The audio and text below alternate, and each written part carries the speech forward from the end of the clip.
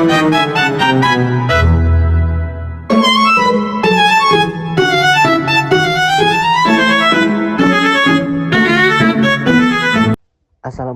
warahmatullahi wabarakatuh.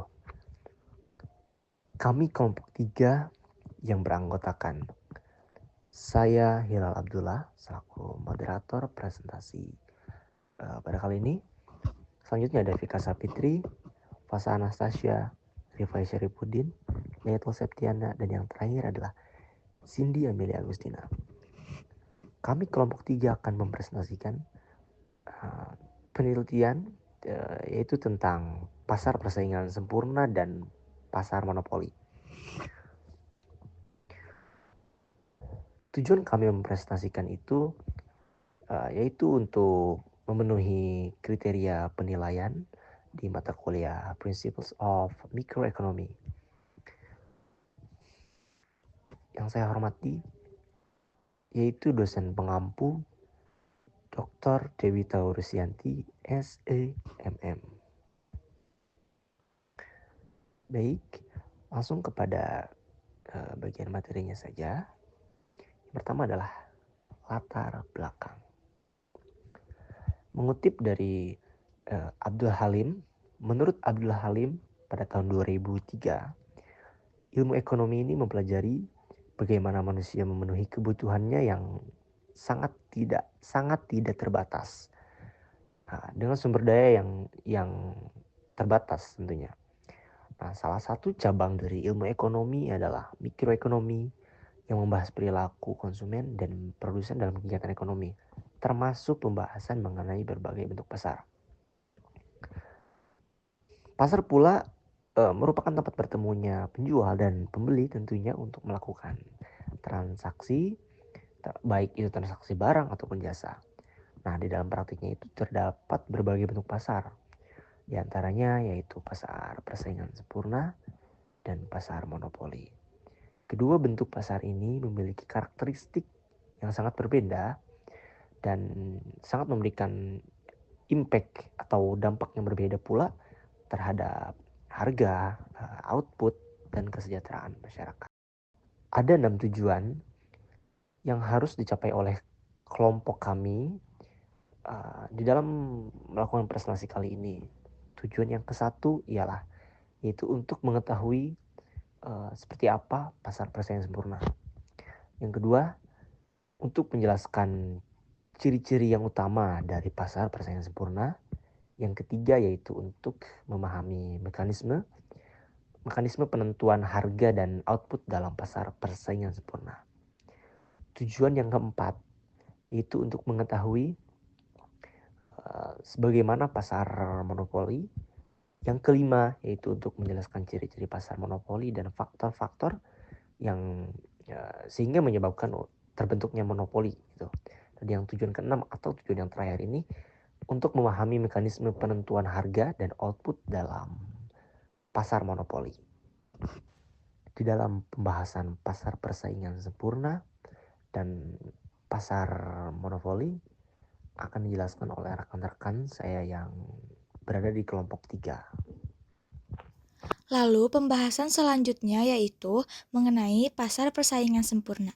Pasar persaingan sempurna adalah suatu struktur pasar di mana terdapat banyak penjual atau perusahaan yang menghasilkan barang atau jasa yang serupa atau identik dan ada banyak pembeli juga.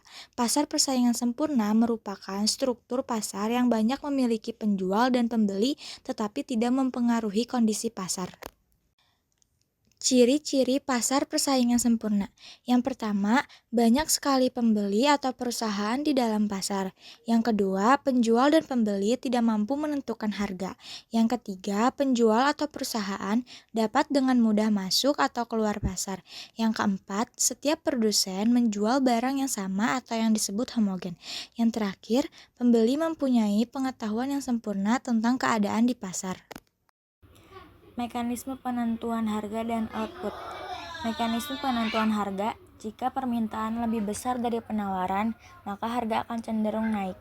Jika penawaran lebih besar dari permintaan, maka harga akan cenderung turun. pada kondisi permintaan sama dengan penawaran, tercapailah harga keseimbangan equilibrium price. Mekanisme penentuan harga dan output. Mekanisme penentuan output, setiap perusahaan dalam persaingan sempurna akan memproduksi barang sampai pada titik di mana biaya marginal MC sama dengan harga pasar P, yaitu P sama dengan MC. Dengan cara ini, perusahaan akan memperoleh laba maksimal atau mencapai titik efisiensi produksi. Namun, dalam jangka panjang, laba ekonomi akan cenderung nol atau normal, karena jika ada keuntungan yang lebih, maka akan menarik produsen baru masuk pada hingga keuntungan tersebut hilang akibat meningkatnya jumlah penawaran. Pasar monopoli adalah sebuah struktur pasar ekstrim di mana hanya ada satu entitas penjual tunggal yang menguasai seluruh pasokan suatu barang atau jasa di dalam sebuah pasar tertentu.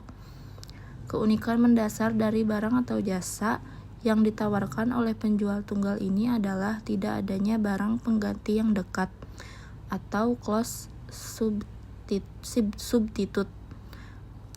Ini berarti bahwa konsumen tidak memiliki alternatif yang layak atau sebanding untuk memenuhi kebutuhan mereka selain membeli dari satu-satunya penjual tersebut. Ciri-ciri pasar monopoli. 1. Hanya ada satu penjual atau produsen tunggal. Kedua, tidak ada barang pengganti yang sempurna. Ketiga, ada hambatan masuk sehingga perusahaan lain tidak bisa masuk ke pasar. 4. Sebagai penentu harga, price maker, produsen dalam pasar monopoli memiliki kekuasaan untuk menentukan harga sesuai keinginan mereka. 5. Promosi tidak terlalu diperlukan karena tidak ada pesaing. Mekanisme penentuan harga dan output dalam pasar monopoli. Yang pertama, output ditentukan pada titik di mana MR sama dengan MC atau marginal revenue adalah pendapatan tambahan yang diperoleh dari penjualan satu unit tambahan barang. MC atau marginal cost adalah biaya tambahan untuk memproduksi satu unit barang. Lalu yang kedua, penentuan harga. Setelah output optimum ditentukan, harga jual ditentukan berdasarkan kurva permintaan yang berlaku di pasar. Biasanya harga yang ditetapkan akan lebih tinggi dibandingkan pasar persaingan sempurna dan jumlah outputnya lebih rendah. Lalu yang ketiga, adanya kelebihan keuntungan atau monopoly profit. Karena harga lebih tinggi dan output lebih rendah, perusahaan monopolis sering mendapatkan keuntungan supernormal dalam jangka panjang. Lalu yang terakhir, dampak pada konsumen. Dalam banyak kasus, monopoli dapat merugikan konsumen karena harga lebih mahal dan pilihan produk lebih sedikit. Oleh karena itu, dalam praktiknya, pemerintah sering mengawal atau mengatur pasar monopoli tersebut.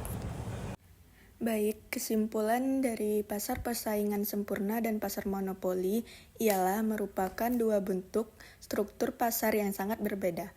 Pasar persaingan sempurna ditandai dengan banyaknya penjual dan pembeli, barang homogen, serta harga yang terbentuk dari interaksi permintaan dan penawaran, sehingga tidak ada satupun pihak yang bisa menentukan harga. Sebaliknya, pasar monopoli hanya memiliki satu penjual yang menguasai seluruh pasar dan dapat menetapkan harga sesuai keinginannya karena tidak ada pesaing atau barang pengganti yang sebanding. Dalam pasar persaingan sempurna, efisiensi produk tercapai, sementara pada dasar monopoli sering terjadi harga yang tinggi dan output rendah yang dapat merugikan konsumen. Oleh karena itu, pemahaman terhadap kedua struktur pasar ini penting untuk melihat bagaimana mekanisme harga dan kesejahteraan ekonomi dapat terpengaruh oleh bentuk pasar yang ada. Terima kasih kami ucapkan kepada dosen pengampu yaitu Dr. Dewi Taurusyanti SEMM karena telah menyimak sedari awal hingga akhir kelompok 3 melakukan presentasi. Assalamualaikum warahmatullahi wabarakatuh.